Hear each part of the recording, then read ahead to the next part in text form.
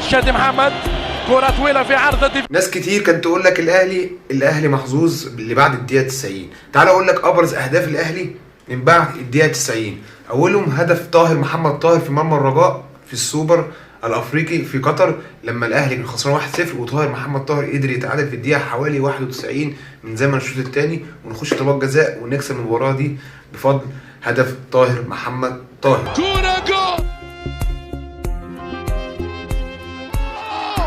كرة جول، كرة جول، جول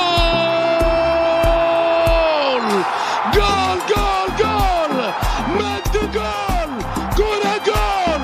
اما الهدف الثاني الابرز للاهلي في الدقيقه 90 كان في مرمى يانج افريكانز عام 2016 في دوري ابطال افريقيا، لما كنا متعادلين هنا في برج العرب 1-1 وداخلين على ضربات جزاء ترجيحيه، لكن اللاعب رقم